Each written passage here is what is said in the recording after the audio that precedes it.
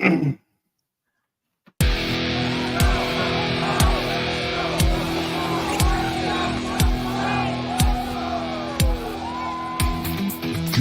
evening and welcome into the Mafia Cast, brought to the fans by the fans, and this is your one-stop shop for all things Bills every single week. Now here are your hosts, Mike Yanni, Ronnie Eastham, and Casey Ceda. How you doing?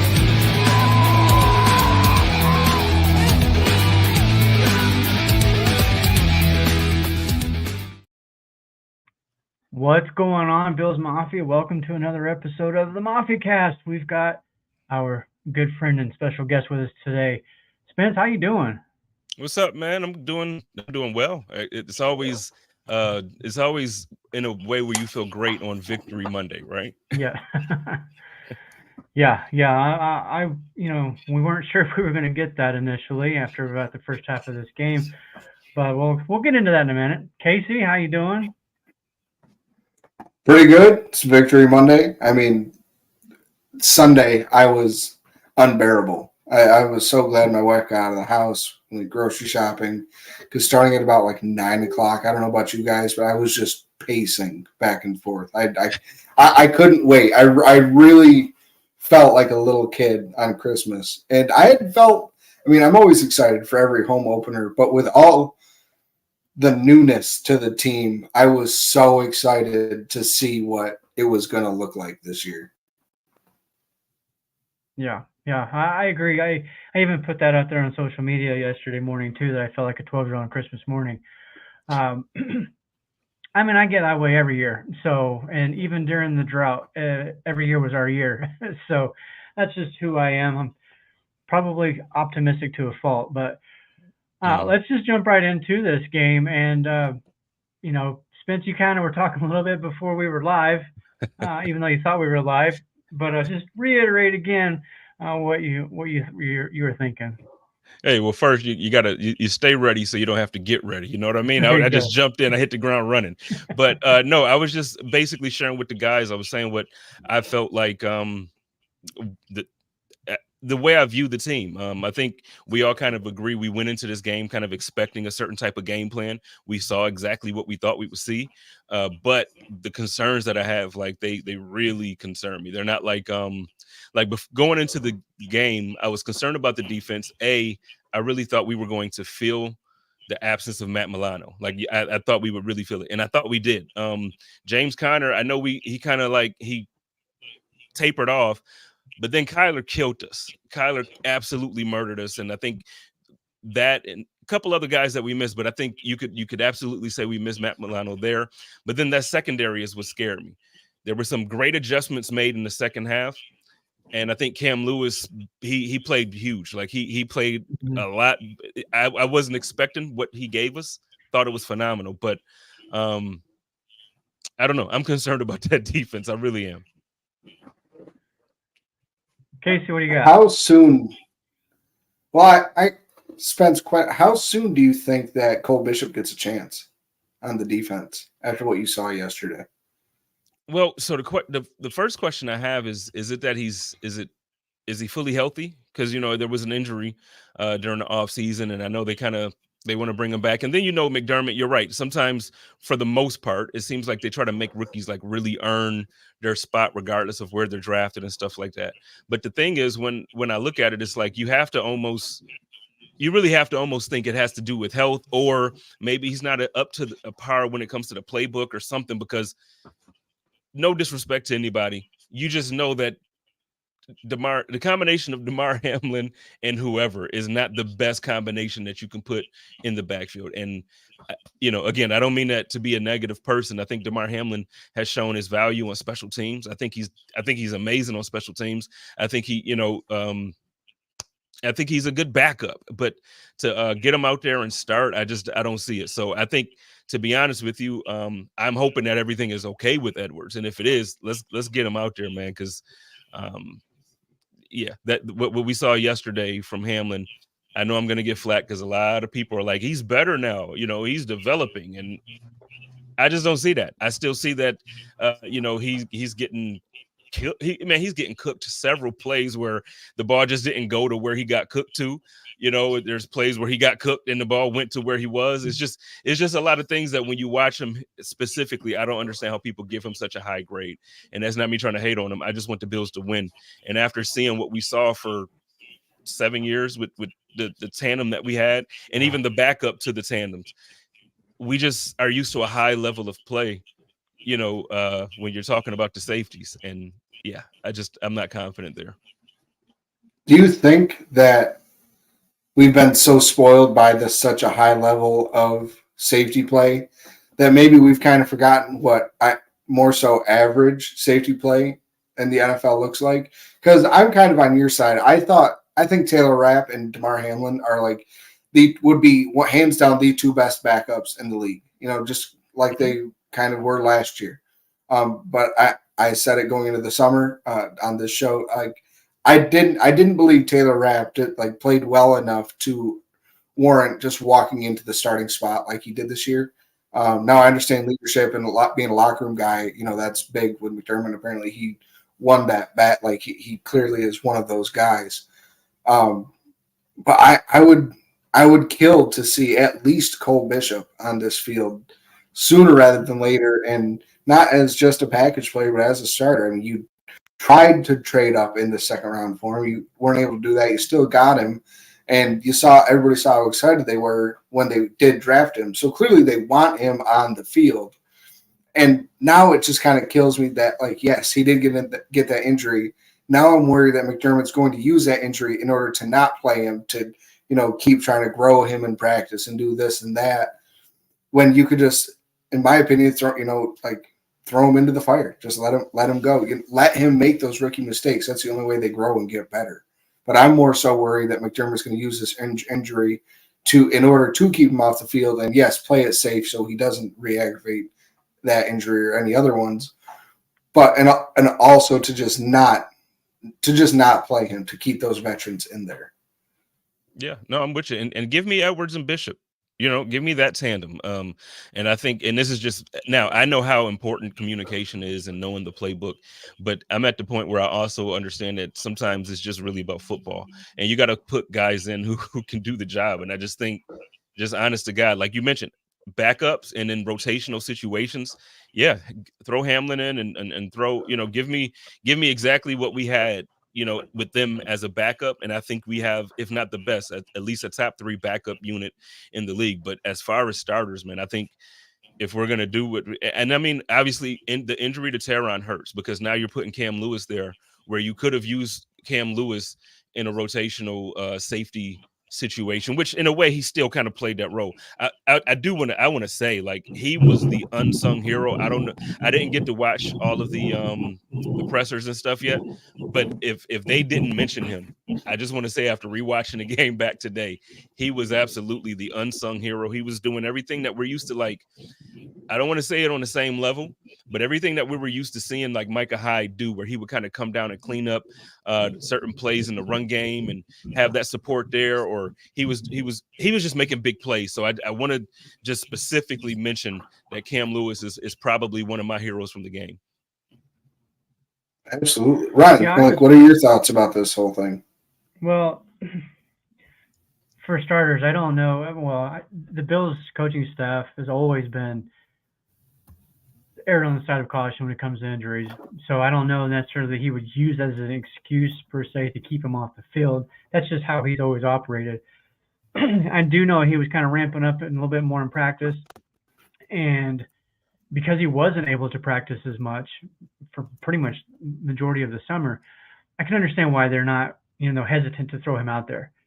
I'm with you though, as far as when he's ready, when he knows the playbook or at least some semblance of it. Yeah, he needs to play, get that athleticism on the field. I love Damar Hamlin, we all do, but yeah, like Spence said, you saw moments in that game, you're like, oh, that was Hamlin's guy. Whoops. I also think though that a lot of the problems on the defensive side, at least in the first half, had a lot to do with communication, because there was guys wide open, there was nobody around.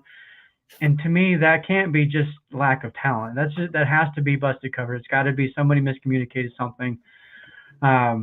and it did feel like in that second half they kind of figured things out. So I do wonder if maybe the whole Taron Johnson injury early in that game kind of threw him for a little bit of a loop. Like, oh shoot, what are we going to do?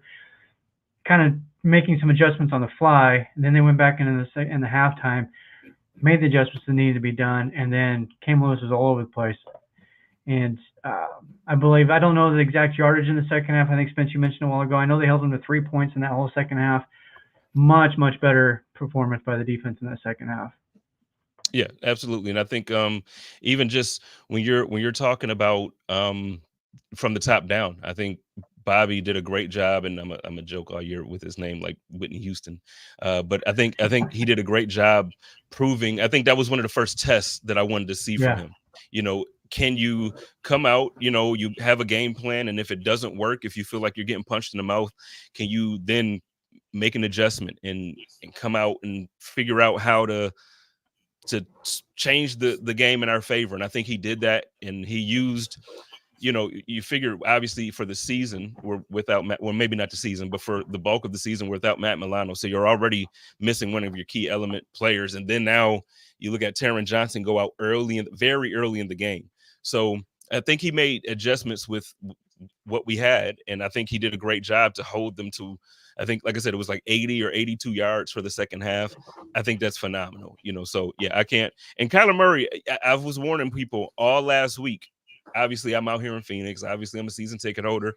So obviously, you know, there's a lot of I get to watch them on a weekly basis, whereas others don't. And Kyler's healthy. So I knew what was about to happen. And I kept saying, because everybody in everybody's mind, they were thinking about last year Kyler Murray without D-Hop and, you know, with, you know, like the makeshift offensive line that they had. And I'm like, that's not what they're putting out this year. It's a completely different thing. So for the Bills to do what they did in the second half, it was very impressive in my opinion.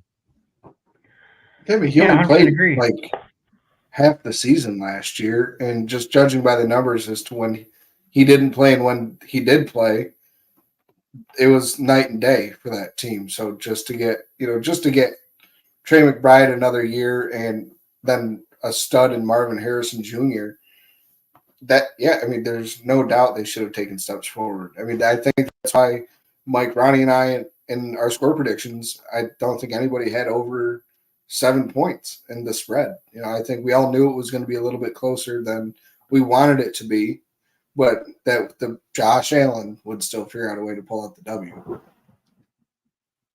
I think a lot of it comes down to, like you said, there's new pieces on the offense and defensive side. So I think there's going to be a little bit of a learning curve with these guys, with the communication part of it as well. Kind of gelling. The offensive line, yes, we have 4 of the 5 starters, but 2 of them are new spots. There's a lot of nuances to both sides of the ball that need that experience and time together, and I think that's going to, take a little bit of time. So the more wins that they can gut out like this, the better off, because in the later part of the season, when it really starts to count, they're going to need to come together and really gel. Let me ask you guys about Von Miller. I know there's a lot of conversation leading up to this week with him, whether or not he could be the guy pre-injury Miller. Spence, what did you see from him in this game? I mean, I think he played well. I think he, if I didn't specifically watch him when I did the replay of the game, but I think he had a strong presence. I think he absolutely, you can't, what do you have, 2 sacks or, like he had a very strong showing. He had I can't complain about Von Miller's game.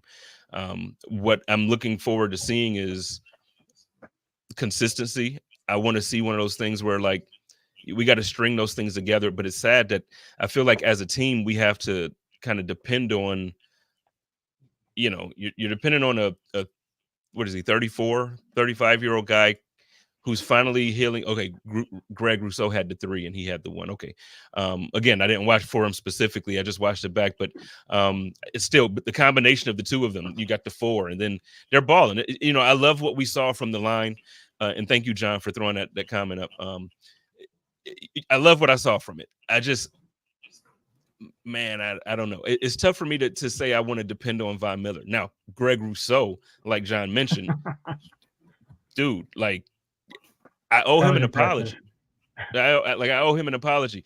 Even last year, like when they everybody was talking about should the Bills look to kind of extend him early and all that stuff, because I was one of the first ones saying, like, he has to show us some stuff, man. He hasn't shown us anything. Like, he has this flash here or flash there, but for somebody to be drafted where he was drafted, he was expected to be drafted top 10 if he didn't sit that year out and all this stuff, right? So, like, for him to be the player that he was, I'm like, man, I'm expecting a bit more.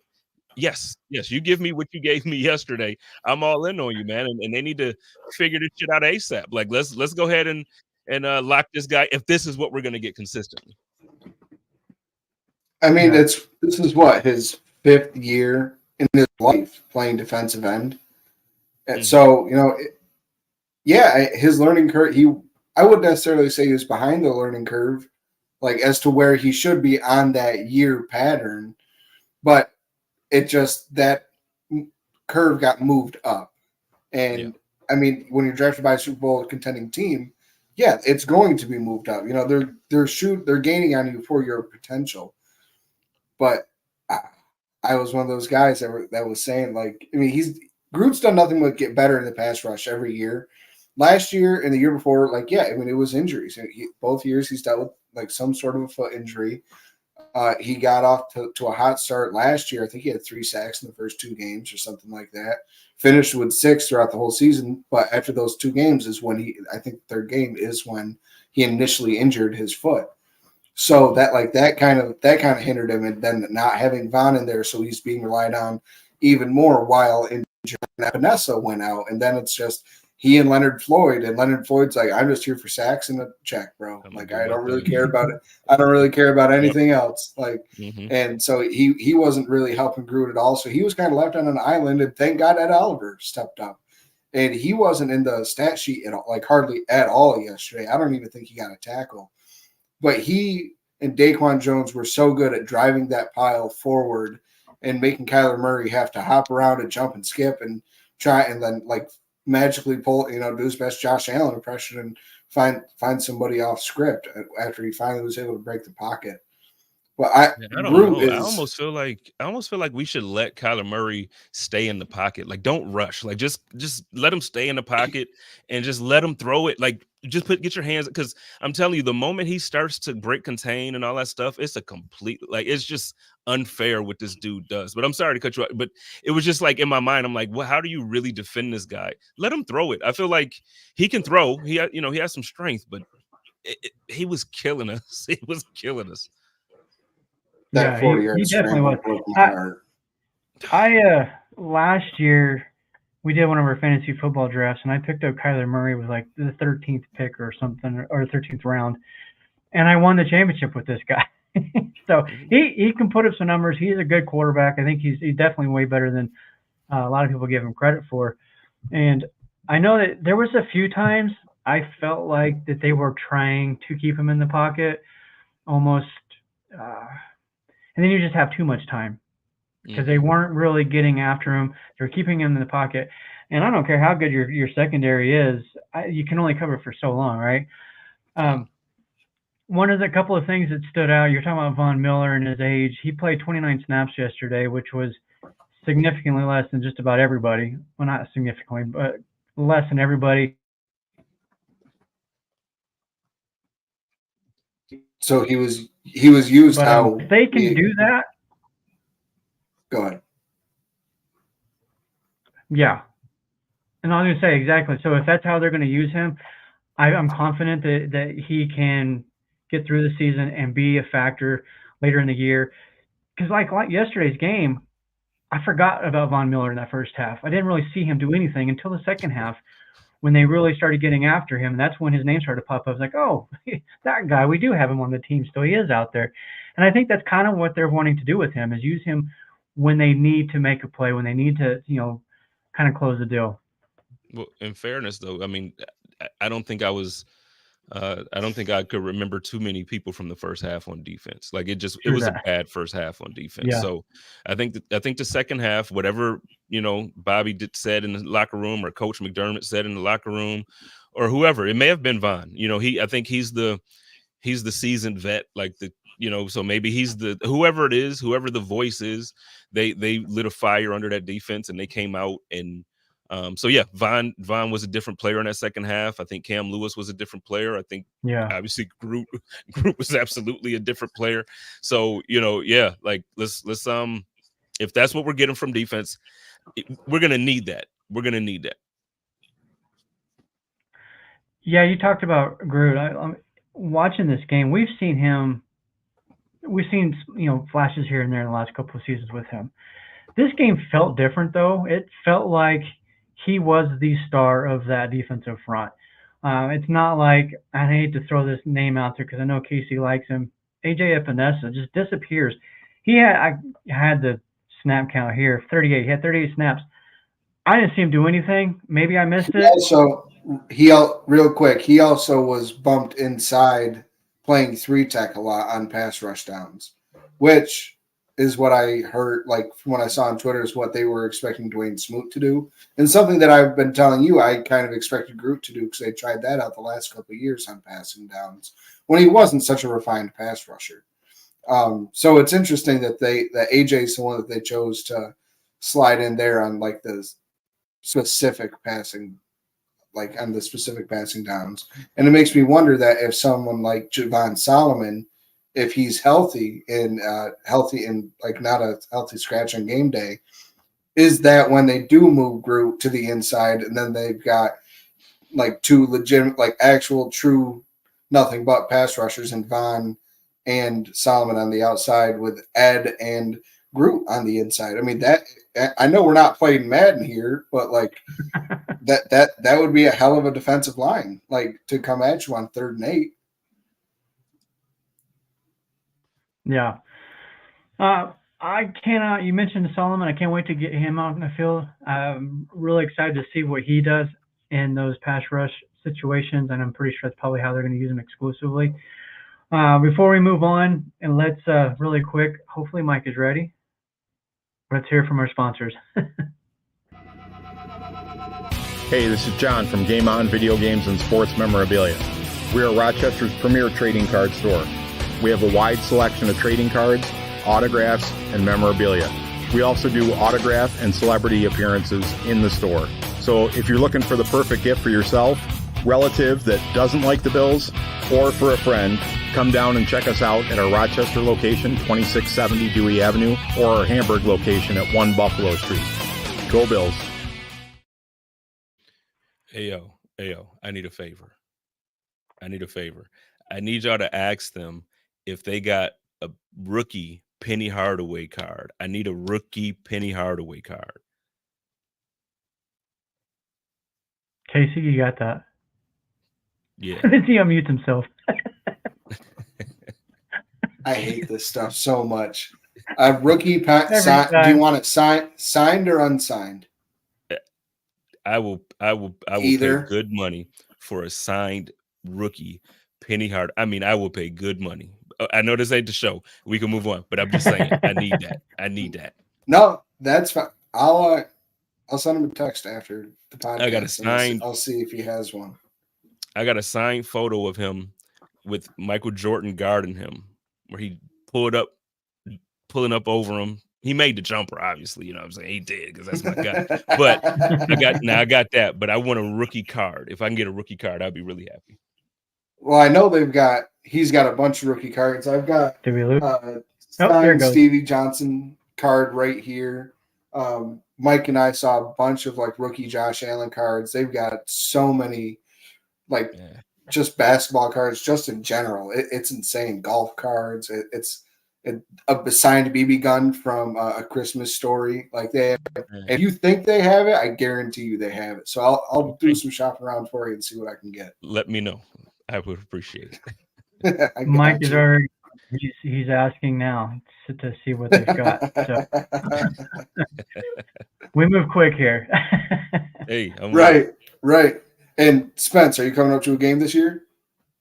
I'm debating it. I think I probably, you know me, I probably will. We got to do the beer release. It was supposed to happen this weekend with the home opener, and then we just we felt like there was a lot going on.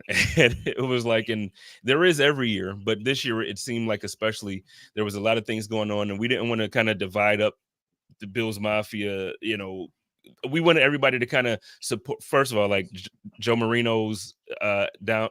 First of all, it was great. It was phenomenal. We didn't want to bump heads with anybody as far as timing. So I think we're going to reschedule that for this year. We absolutely are going to do the beer release. You guys still got to come out if you can. So we'll have to plan it. Probably the Chiefs game. Chiefs game? Okay. I was going to say, I think that would work out. Mike and I are going to the Titans game on October 20th. Okay. So I was going to say, if you're coming up for that game, I could almost guarantee you I'd have a Penny Hardaway in hand for you. Okay. Well, I will. We'll talk. John has one. John does have one, and it's not signed, but he has one. Okay. We will talk. Let's get it. You'll have to make that happen. Speaking of going to games, I will be in Seattle for that game in October. Any chance you're going to be at that one? That one is actually is one that's being discussed because my cousin, he's lived in Seattle for quite some time, and now he's out here in Arizona, but he wants to go for that one. He's like, nope, you got to come. We got to go. I show you around. So that one is actually very likely happening. Awesome. We'll have to try to meet up for a drink. I haven't actually been to Seattle. I live here in Idaho, not that far, but I've not been. But everybody in my family has. My wife, the kids, they've all been. So they're going to take me and show me around. And when they're somewhat close, you got to go because it just doesn't happen often in certain parts of the country. So like for me, either like now being in Phoenix, they played the Cardinals obviously for the Hail Murray game, but then other than that, they haven't been close. Besides, they played in LA each year in December. So I'll go to LA because it's a quick 40-minute flight. But Vegas, they played during the COVID year, and I think they only let like 3,000 people in. Couldn't get a ticket. Sucks. I was going to say, good luck getting a ticket. I wish I looked up how much they were charging for tickets back in 2020, 2021. It must have been thousands of dollars to get into. I mean, people complain about the prices now. Like, don't forget where we were like 3 years ago, everybody. Like, it could always be worse. Did y'all see the body cam footage got released about the Tyreek Hill arrest? I started watching it, but I haven't got all the way through it. Yeah, it dropped right before we went live. This stuff is crazy, man. This stuff is crazy. Break it down for me. I didn't see any of it. Well, I mean, it's exactly what both sides said. He wasn't the most, compliant or whatever that most people say, just comply. He wasn't the most compliant. He didn't do anything that deserved to be, tackled to the ground or not tackled. He was handcuffed, and at another point he was punched in the face by an officer. I think those things are kind of aggressive. I think, so both things can be true. Whereas, listen, you get pulled over because you did something you're not supposed to be doing. Don't think that just because you're Tyreek Hill and you're playing in Miami, you can speak to people however you want. That's true. The other thing is, just because someone's wearing a badge, it doesn't give you ultimate authority to treat people a certain way. And I don't know. I think we're gonna hear a lot about this stuff in the next few weeks. Like consistently, it's gonna be a storyline. And it's gonna be, honestly, what's scaring me about it is I feel like it's gonna be on a different scale now because we're in a different place as a society. It's gonna be for the short term, not long term, but it's going to be one of those Colin Kaepernick situations where we're going to be talking about social justice and politics for a lot of news cycles with the NFL. And that I just personally, I was actually happy that it seemed like we got to a place where politics just weren't part of football. Because in a year where you have the presidential election, it was refreshing to have a break from politics when watching sports. And I'm very involved in politics. My sister is a politician, and I have family members who are politicians. So I love politics and I love getting involved in conversations. But there's also a place, and when it comes to football, I just really enjoy having a little bit of a break from that. But I mean, certain conversations need to be had. So, but yeah, when you watch it, when we get done with this, you'll see it's just not. It didn't look good to me for both sides. Now, before we move on to whether McDermott should have kicked it or gone for it, So this whole Tyreek Hill thing, is it just me or is it a little odd that the whole Scotty Scheffler thing happened? And that was the first time you'd ever heard of a player and a cop getting into it when the player's trying to enter the venue to go play in that venue. And then the whole Scotty Scheffler thing happened, and everybody's like, what? Like, everybody hated Scotty at first because it was like he ran his mouth. And everybody saw what happened and compared it to what was said happened and was like, cop's an idiot. Do you think that this might start, not a thing happening every week, but maybe a little bit more often? Because I don't know, like, is this starting a weird trend? Well, I It's hope just not, kind of because so odd to me. and I'm with you, but I hope not. Like, I think these situations are different. Like Tyreek Hill actually, it was a traffic Something. violation, so he got put over because he was going too fast. It wasn't like just the entry. He was in a heavily populated area and he was driving fast, so they pulled him over. And then he kept rolling his window up. And the officer was trying to communicate with him, and he kept rolling the window up. And the officer said, leave the window down, or I'm gonna make you get out the car. And then he just kind of got fed up. And was like, hey, you know what? Get out the car.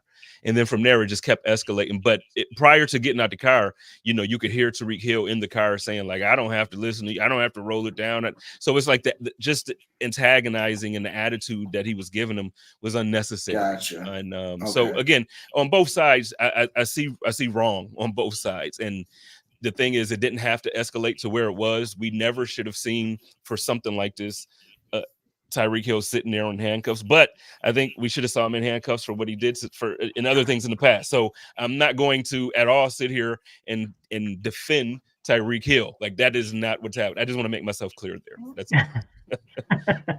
Not doing OJ treat. We'll call it the OJ treatment.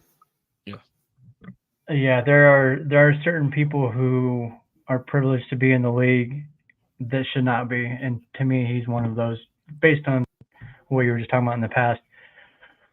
But yeah. So let's Casey, you alluded to it. We'll go ahead and move forward. And when this was happening, I thought nothing of it as far as the end of this game and kicking the field goal. I thought, to me, that's what you do. It's 4th and 3. You put up your team up by 6, force Arizona to go, however far and score a touchdown. But after the game, all the comments about Sean McDermott and some of the names that people like to use for him, which I think is childish, but we won't go there. What do you guys think? Did he make, in your opinion, the right call? Ultimately, it worked out, so it's hard to say it wasn't the right call, or, to me, it's kind of there's no right way to do it. If it works, it works. But Spence, do you think that we should have went for it on that 4th down? What? Like that's a thing. Like, I didn't even look at the and I'm happy I didn't look at the comments. Like, that was a thing. I didn't know it was a thing either until today. No. Okay. Yeah. So listen, so for those listening, I'm going to sound like I'm mansplaining things, and I apologize. I don't, but like, it's just, I don't understand sometimes, like, our fan base, and I'm sure it's every fan base. And so we experience Bills Mafia. So sometimes we pick on Bills Mafia, but I don't understand, like, the portion of our fan base that feels like, they're smarter than, like, what football has been. Like, I get it, like, analytics, and now people play Madden, and now people, I used to play football for Hutch Tech, and I coached the Pee Wee Pie League with I get it. You did all of that crap. I get it. Listen, you take the points. You don't go for it 4th and 3 and then don't get it, and then you're only up by a certain amount, and they come back and they're able to win it with a touchdown. You want to put yourself in a position to where you don't even want to go to overtime. I said that wrong. You don't even want to go to overtime. You want to do it to the point where you make them absolutely have to score on your defense, who has shut them down in the second half.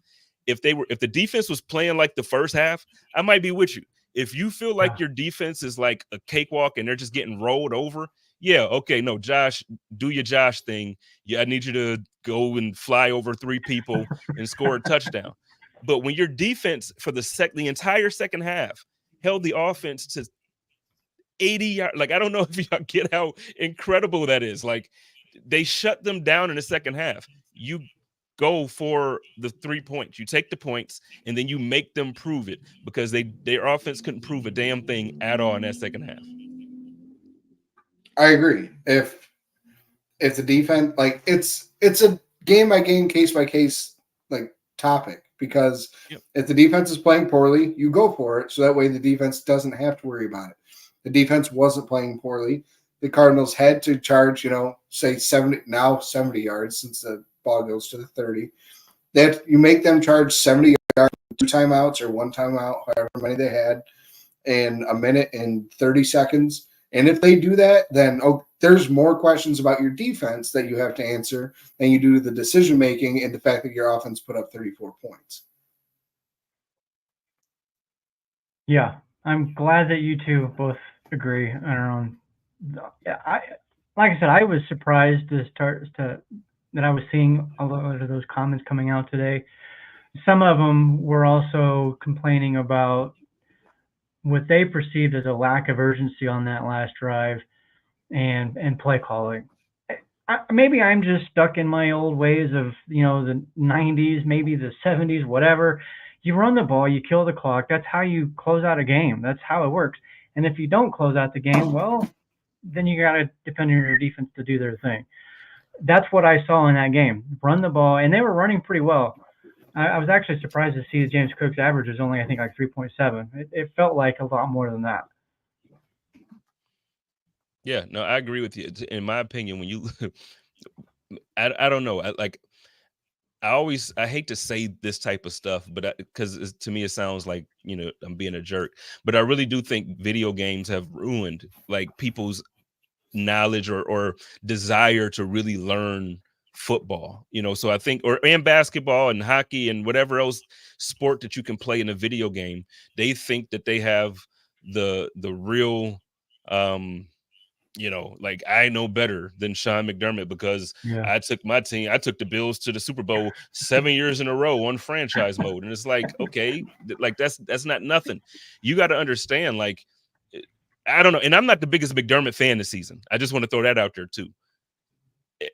We're wanting Sean McDermott to kind of be perfect in areas that is like, it's not, you don't even have to put pressure on. Like, why are we making a big deal out of something that's just like, it should be common knowledge? Instead, we want to, like you just mentioned, it's common in the fourth quarter, you run the damn clock out and you run the ball as well as you can and give them as little time as possible. We learned this with 13 seconds. You leave as little time as possible on the clock, not as much. And if you want Josh Allen to go out there and throw a 50-yard bomb and score a touchdown, leaving however much time left on the clock, then you're just actually not thinking properly about the game of football. And that's what you do in Madden. In Madden, you come out and it's like, yep, streak. Let me get a streak right now. Okay, That's the problem. And I think that's I don't know. When we get there, I'm sorry, Mike, I see a comment and man. Go right into it, Spence. Yeah, go for it. Jump in there. Mike, he's asking about any thoughts on the penalties. And like, I know we're talking about Sean McDermott. Can we talk about the referees? First of all, the roughing the passer call on Kyler Murray, that was the most egregious. What do you want defenders to do? Like, that's the whole point. They tell you they want you to make sure you do not hit it. They protect the quarterback. When he's sliding, you move. You don't hit him. You avoid the head. You avoid the upper body area. You avoid the neck. What else was he? Literally, he didn't hit him.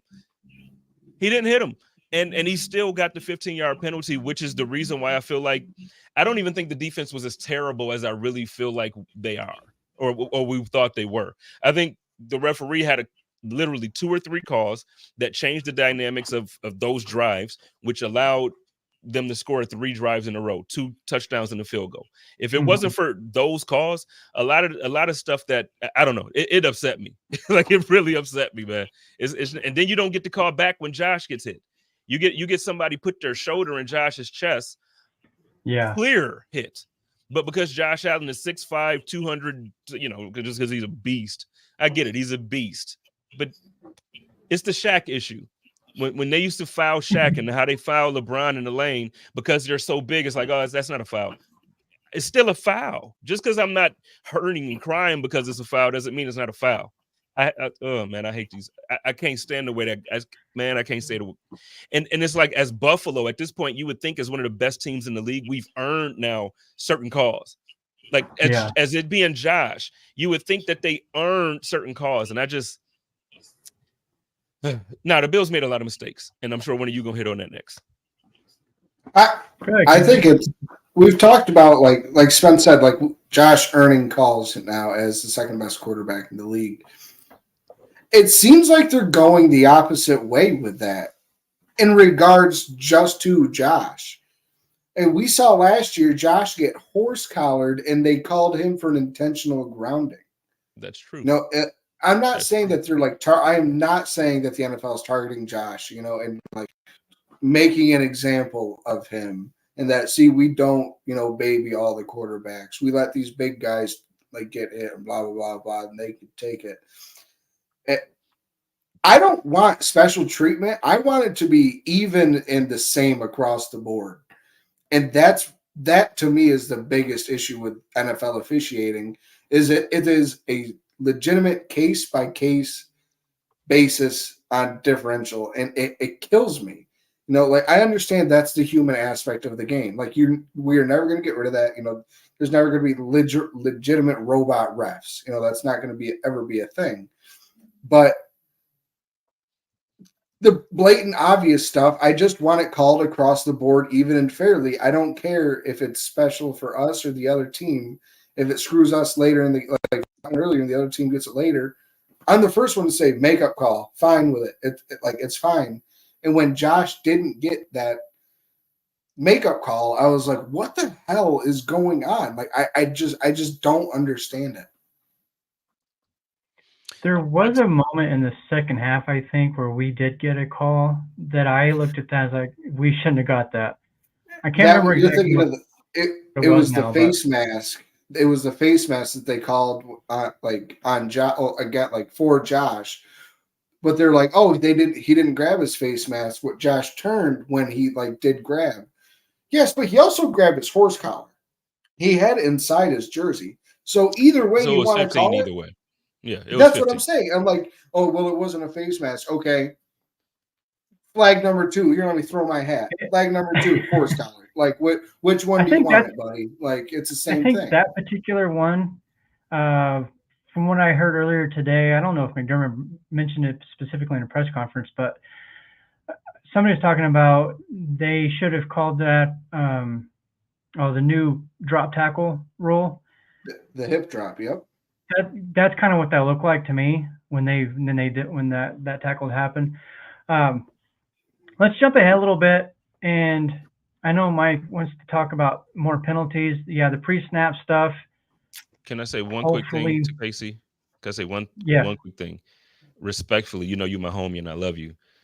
But F that talk, man. I want special treatment. We done lived through 17 years of Tom Brady in the AFC East and then making up rules for him mid-game, tuck rule. Like, what the hell are you talking about? Then you see these Peyton Manning years, and you see guys get like that. Like, you get like not even touched. Like, somebody will blow on this guy, pause. And then all of a sudden they get flags thrown. No, I want treatment. Okay. I hear what you're saying. Like, I want fair, but that ain't how the league has worked. I've grown up watching. That's not how the league works. No, it's our time. We got one of the guys. Like, we got one of them ones. I want the treatment that them ones get, and I ain't seen it. And I know some teams will be like, when they play the Bills, oh, we don't get those calls. We really don't get those calls. Every once in a while, you'll get a roughing the passer on Josh, but it's not because of the fact that he's so big and that he runs. We don't get those calls. So, I hear you respectfully. Like I said, I love you. So this ain't a diss at you, but F that take. That was the worst take you had all night. Worst. So I guess that what I'm asking for is bare minimum is fairness across the board. Do I want those calls? Like obviously, like if we can get all the same ones that Mahomes gets and Kyler Murray apparently is going to get, like, yeah, I want them, but I want I just want a minimum. Like, just give us what everybody else is getting at least. Like, stop bleeping us all the damn time. Well, no, I want you to give us what you give those teams, like the ones that got one of them ones. Like, so I want to be on that rule book. They got that. That's what we get to. So I don't even want to be compared. I don't want the same rule book as like, who's a bum this year. Golf. I don't, No. whoever you want to. Daniel Jones. You want to bum this year. How do you get worse? How do you regress? That's terrible. Like, I feel for the dude. And, dude, Drew Lock is going to be starting at some point this season. Like, book it, like week 4. How do you get worse with better players around you? Well, it's not like you have the same freaking team, but they got Neighbors. Yeah, but Saquon and Neighbors versus Neighbors and Singletary, like, I'm just saying. I agree with you. I'm the biggest but proponent. It doesn't matter. You're right. That was the dumbest thing Joe Shane ever did, was losing Saquon. It was giving up Saquon for Daniel Jones. And why would you record it and give it to HBO? Like, why would you do that, man? Like if I'm gonna do some stupid shit in in my life, I'm not gonna do that. Like, I'm not gonna let HBO. Like, are you kidding me? I mean, I guess it depends on the size of the check they're gonna write for you, though. I don't know, man. I don't know how much looking dumb is worth. You know what I mean? Like, because people now are branding him as an idiot. You know what I'm saying? And so now going forward, he's just going to be looked at as a guy that's like, this guy don't make good decisions. You traded away Saquon Barkley. Like, do you know how, like, now people look at the guy that sent Shady to Buffalo? Right. Yeah, you don't want to be that guy. No. For Kiko, not Kiko. Yeah, for Kiko Alonso, straight Kiko. Up. Like, you don't want to be that guy. And Shane didn't even trade him. He let him walk in free agency after paying him $12 million guaranteed last year. I said you could have just paid him. You could have just paid him the $25 million guaranteed, and half of it already been gone with the first payment. He's probably He's probably the NFC Player of the Week right now. Like, you know what I mean? Like, even after this game tonight, I know we got the 49ers. You got McCaffrey out, so he's not going to be there. So NFC Player of the Week is probably Saquon Barkley. Like, I don't think anybody else had a better game. Maybe Derek Carr, which is crazy. Yeah, that is crazy. We're not, Ronnie, don't start. Don't start. Don't start. Oh, he's a Derek we'll get into Carr that. Fan. I'm sorry. No, we were just talking about it on our last show. We did our season predictions, and I picked the Saints to win that division. I think Carr is a better quarterback than people give him credit for. By no means am I saying he's elite or even maybe not even top 10, but I'm just saying he's good enough in that division to lead the Saints to win it. But Casey doesn't agree with he that. used to be good enough to win that division. I think I agree with Casey because I think Baker is for real now, and I'm a fan. Yeah. I don't mind Tampa. That's really their only, to me, I don't say the only competition in that division. Atlanta did not look like all the hype yesterday at all. And then Carolina, well. Atlanta will, though. Atlanta will. Kirk Cousins, you got to figure this is his first real live action for real since coming off of that injury. Mm-hmm. And but what Kirk Cousins is going to give you is that consistent 230 to 270 yards every week. He's going to be accurate. He's not going to turn the ball over. You're going to be able to see Kyle Pitts be Kyle Pitts. Like, he's going to get consistent targets that he can catch. It's not going to get him injured. You know, you're going to see Drake London. He's going to consistently every week give you 5 to 8 targets, in fantasy. So, you're going to see, and Bijan is going to be able to run and not have to worry about 8 guys in the box because the quarterback can get the ball to the receiver. Yeah. So I think the offense is going to look a lot better too. And I think the Saints right now, if anything happens to Olave or Kamara, I think it's rough. I think it's really rough. No, they still have the legend of Taysom Hill. He can do everything. Dennis Allen loves Taysom Hill for whatever reason, even though I can almost guarantee you that every NFL team could have a Taysom Hill on their team if they actually wanted to. I could almost guarantee it. I'm not going to sit here and be like I told you so as far as the Saints go based on yesterday. I mean, there was Carolina, who was probably very likely. I mean, them and the Giants are probably going to get the top 2 picks. But what was happening yesterday, though? What about the Patriots? What the hell? Right. It's more so what the hell about the Bengals? Yeah, but I mean, I try to give credit first before I so to me, I want to give the Patriots credit for the win before saying like, oh, but it's both. It's like Joe Burrow, what the heck? Like, what are you doing? But I mean, first, I think everybody. I don't know how much money was lost on that game. Like, I think everybody. The spread was like 8. No Yeah, that's shit. crazy. It Do was you think big, that huh? that's I mean, I've heard from some people that cover the Patriots that their defense is going to be better than people expect. The offense is, it's going to be what it is. But do you think the Patriots, what we saw yesterday, was kind of what to expect going forward, or is that maybe just any given Sunday kind of a situation? Yeah, no, I think you get a healthy dose of Ramondre Stevenson every week. And I think Jacoby Brissett is basically he's the new age Tyrod Taylor. So he's gonna give you he's gonna give you moments where he'll make a solid throw here or there. He'll win a couple of games where, like, for instance, when Tyrod won in Tennessee for us, the game where he kind of tight roped on the sideline. And so he'll give you moments where it'll give New England fans something to be excited about for the future.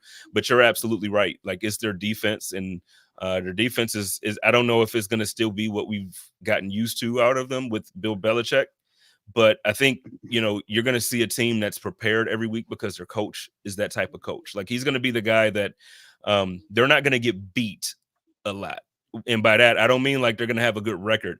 I'm saying like they're not going to be beaten because they're not prepared. They might just be like outclassed. Competitive. But I mean, like, yeah, it'll be one of those games where I think it's going to be they're the team that really at the end of the season you should worry about as like being the team that upsets guys, or if you're trying to, sneak into the playoffs, these are the guys you don't want to see at the end of the year because they got good defense. It's cold. They like to run the football.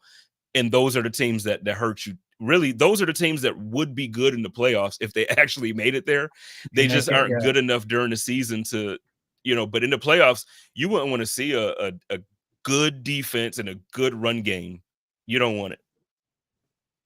Well, it's a good thing we played them twice out of the last 3 games this year, guys. Just super pumped about that now. That's the truth. Hey, So I oh no, I agree with you, but it just kind of rejuvenates me about, like, because I mean it's been nice beat the dog snot out of the Patriots the last couple of years. Trust me, it's been really nice. But like, no, I don't want to say like I feel bad for him, but like I've never seen a drop off in anyone or anything in life as steep as the Patriots drop off was, because they went Super Bowl winner to bottom of the AFC East basically in 2 seasons. Like they Tom were Brady effect. but terrible. Like, but that's tough to say is a drop. I don't feel like it's such of a drop because I like that first year after Tom Brady left, they weren't great, obviously, because they had Cam, but they made the playoffs. Like, I don't know if you remember, they actually almost beat us in Buffalo. Then the next year when they had Mac Jones, they made it to the playoffs. So I mean, like, they've had success after Tom Brady. It just hasn't been Super Bowl success. Now they got blown out by the Bills in Orchard Park. Like, what was that, 47-17? Great game. right.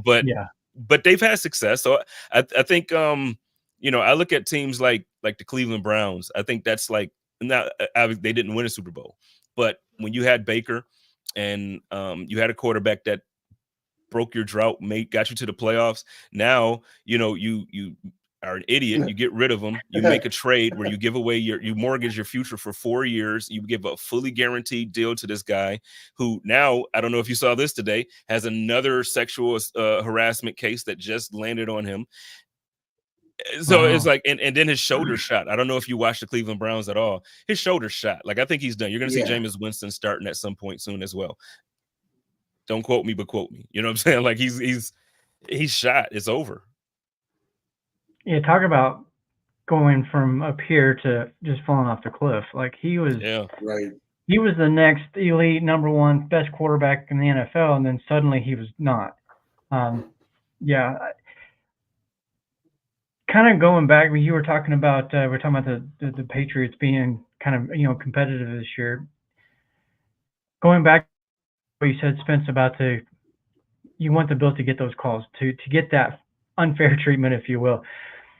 That kind of reminds me, Can we get the division that the Patriots had for 2 decades? Can the What Bills get that division? I think I think it's not in our, like God just didn't write that in our in our story, because you're right though. Like the Patriots were kind of gifted almost a decade and a half of teams not being able to find their quarterbacks. Like after Dan Marino, Miami, they had a couple years with Chad Pennington down there. The Jets had Chad Pennington too, but Mhm. it then you had like Tannehill, and I'm gonna say Tannehill, who was okay. we had Fitzpatrick here, we had EJ. So We you had go Uncle through Orton. Don't forget that with legend. Cal, or yeah. So you go through these years where teams just you kind of gifted them the division. Now the good thing is, I really do think that Josh Allen is like we're a quarter there already. We got what, 4 in a row. So I think we, even though the division is tougher in a sense where I think Miami's better, I think the Jets are expected to be better. I'm gonna tell you, I don't think they are. I think they're gonna have a disastrous season. Hot take before Monday Night Football. I'm gonna just tell you, I do not think that they're as good as everybody thinks they are. There's no way in my mind. I think a 43-year-old quarterback who wasn't good the last time we saw him healthy, I don't think Mhm. he's going to be better than that after coming back from an Achilles tear. That's just me, because I'm 38, and when I tore my ACL, I still can't run the same way. I know I'm not a professional athlete, but I'm just saying he's 43, and guys in their 20s don't come back the same way from that injury. I don't see him being better than he was 2 years ago with the Packers. I just don't. So I know that wasn't the question that we asked here, but the division. I think the division, it's gotten better, but I still think the Bills. You got to go through the Bills. You got to go through Orchard Park. Yeah. Oh, I definitely think they're the 100%. class. And kind of to the point of the division, the Chiefs, the Broncos, Raiders, and Chargers. Like, how Gifted, unfair is that? absolutely gifted, and I think, Yeah. because looking at them now, so the Chargers should at some point challenge them. You figure they really do, out of everybody in that division. You got Herbert. Now you assume that you have a very good coach because he's had success on a professional level, on a college level, consistently. So you hope that there's a plan to develop that team to really compete with the Chiefs in the next few years. All that being said, you know, I can name several guys that I grew up looking at as legends who don't have an NBA championship because Jordan and the Bulls ran the league in the Mhm. 90s. I can think of guys who don't have championships because Magic and Bird ran the league for the 80s. And, then after that, then it was the Pistons. So like, it's just, sometimes you're just in a league when the other guy is. And that's what happened he got 2 of them, but Peyton was in the league when Brady was. And I think, unfortunately for us, I think we'll get one. Like, I really do. I don't think that I really do think that Josh will take Buffalo 2 and win a Super Bowl. I really do. But I also think it's unfortunate. If Patrick Mahomes did not exist, I think Josh Allen would have had probably 3 Super Bowls at this point. I think 2, I agree, but I think 3. I think certain years, I think it's clear that the Bills were better than everybody else, and we built ourselves to kind of compete with the Chiefs, but we just still couldn't quite, because of the roster composition. We were older a bit, they were faster, and then now that we're younger, they play a completely different game, and it's annoying. It's annoying. The only thing I will respond to as far as let me preface by saying, yes, Patrick Mahomes is a phenomenal quarterback. He will go down as one of the greatest, if not the greatest. The greatest. But I do think that a lot of the Chiefs' success is not only him. I think you can make the same statement about Andy Reid. If they don't have Andy Reid, or even Spagnuolo, if they don't have those guys, I think it could be very different as well. Absolutely, I agree with you about Andy Reid. I don't know if I'll give Spags the same credit. I'll give Andy Reid the credit. Same way, like Jordan had Phil and Kobe had Phil. So I mean, you got to have that court. Look at Tom Brady; he had Belichick.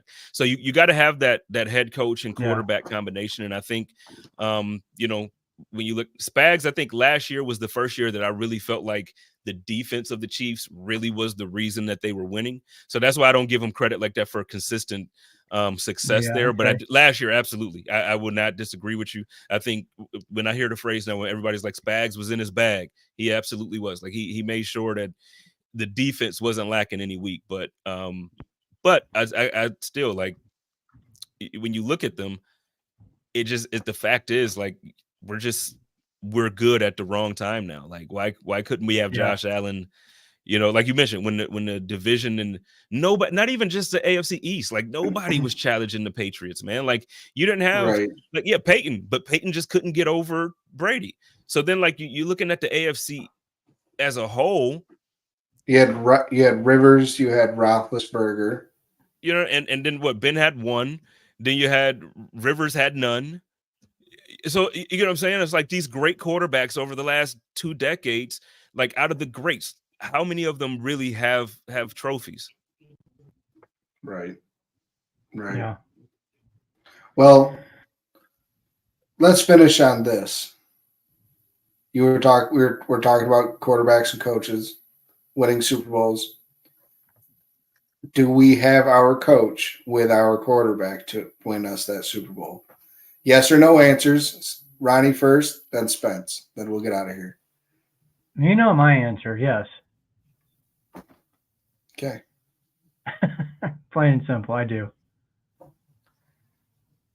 I see it, Spence. I see it cooking. I'm gonna say yes. I'm gonna say yes because we have Josh Allen. Anybody with a franchise quarterback can win. So yes, I will say yes. All right. That's now that okay. That excites me and surprises me. Well, I mean, Yeah, if you ask me to like break that down, no. Yeah. Like I think he's an idiot. Like, and I don't mean idiot's harsh. I think that he's not good in pressure situations. I just don't think he makes good decisions in the moments we need him to make them the most. So speaking of, Patrick Mahomes and Reed, I think in those moments when Patrick Mahomes isn't quite Patrick Mahomes, I think Andy Reid knows how to take that moment and say, okay, Pat ain't Pat. Let me give him his space. Let me give him his moment, and our team can do it this way because I can scheme things properly. Or he respects me enough that he allows me to pull him in. I think we haven't seen that in big moments with not Josh. I think Josh is doing his part. I think Josh is doing his part. I just think coaching wise, he doesn't make good decisions in those moments. So I'm not confident, but he can absolutely, with Josh Allen, I can coach and win a Super Bowl, and I'm not a coach, so. Can McDermott develop that though? Because Reed didn't win a Super Bowl for several years when he first started head coaching. So I agree. I think there's been moments where McDermott could have, done things differently, but can he develop that? Yeah, I think absolutely. You mentioned Andy Reid again. That's a great example of it. Bill Belichick was fired by 2 teams before he, lucked up and his starting quarterback got injured. You know what I mean? Like it was a lot had to happen before certain things fall into place and the right coach and the right quarterback come together at the right time. So I think, listen, as much as I sit here and hate on McDermott, he's the best coach that we've had in forever. So I'm not at all going to sit here and really drag on Coach McDermott. I think Coach McDermott, you could do a lot worse than Coach McDermott. So I'm happy. Like we good. I'm critical. I just want those moments. I don't want you to clear out the entire field when you know that Patrick Mahomes has a timeout in his pocket and he can just go right up the seam with Travis Kelce and get in the field goal range. To me, coaching, you know what I mean? Like twice. I think as a coach, okay, they have a timeout, and even if it is what it is, like they're not going to beat us over the top that way. They didn't have Tyreek Hill that year. You're not going. Oh no, they did. I'm sorry. See how upset I am. I'm already messed up. They're not gonna. But the way that was though, that game, he wasn't beating us over the top that way. He was beating us the zone that we played. It was just terrible, man. Like, how does he catch that pass and then run underneath everybody? And then run around him? Like, how do you give him that? And I get it. He has next level speed, but the decisions that were made in those moments, the kickoff itself, I don't care. I don't care how he tried to blame it on who he did and said the communication was this and that.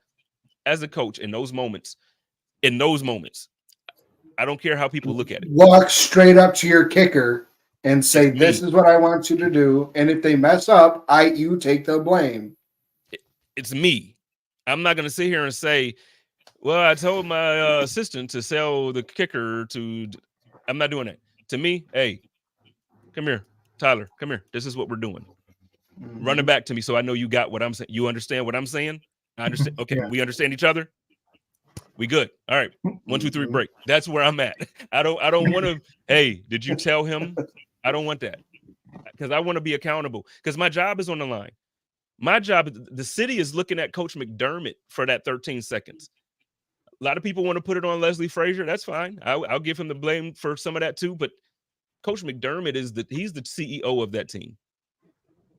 Nah, sorry. See, I go on these tangents when it comes to McDermott, man. All good. Like a simple yes or no. You just ask yes or no. Yeah, but that's why I did it, because I knew it would happen. So it just made my little heart happy. Before we go, I do want to just because you mentioned Tyler Bass, he had a good game yesterday. He kicked well. Mm-hmm. Did you guys see him closing the gap on that kick return? Like he was moving. Yeah, he's a good athlete. He's a good athlete. All these kickers are. They all played quarterback, running back, wide receiver at some point in their lives. You know, they were just at some point really good at like kicking. 6. I think that Tyler Bass had a great day, and I'm happy that he did because I think for kickers it's a lot like a shooter in basketball, or if you play golf. If anybody golfs, then sometimes your swing is just off, and every once in a while you just is off. It doesn't matter what you do. It doesn't matter how much you go to the range. It's just off, and it's going to be terrible. And then you find your swing again, and when you find it, you're back in there. And I just think that for him, he needed to see it happen in a situation where he might not have been as confident. Yesterday, that win was there. He made it happen. He showed up. He was accurate. And now I think that confidence starts to come back because you get kudos in the locker room. Now you can go on Twitter and now Tyler Bass's name, people are celebrating Tyler Bass. So now he has good energy. That's what he needed. And there was too much negativity surrounding him. I'm so happy for him that this week was what this week was. And I think going forward, I'm hoping that we can put it all to rest. And I think that he's going to get back to just being, and to prove it, I drafted him in like 80% of my fantasy leagues because I think that I really think like people was letting him drop. Bills fans too, like, oh, he's terrible now. Okay, all right. They gave him that extension because he's good at stuff. Like you don't get to that level and just be that good. Now, if there's an injury that we don't know about that might be lingering, that's something else. But I think Tyler Bass is going to be fine. Agreed. Love to hear it. Yeah, we need to get out of here. We are a little bit over, but that's okay. We'll blame it on Spence because I'm not taking blame for nothing. My bad. I just missed you guys. It's been so long, man. Yeah, it has. Thanks so much for coming on, man. Yeah. We missed you. This was a lot of fun. Yeah, no, anytime. And now Code of Conduct is back, so I have to get you guys on there and chop up. We're not going to do chop up this week, and I'm not going to be available for Hump Day. I think Joe might have another, but like I said, content is back, so we absolutely have to link up again. Get you guys on Code of Conduct anytime you want me on here. You already know what to do, and I appreciate you guys. Heck absolutely, man. Thanks, Ronnie. Yeah. Go Bills, bro. Go Bills. Go Bills.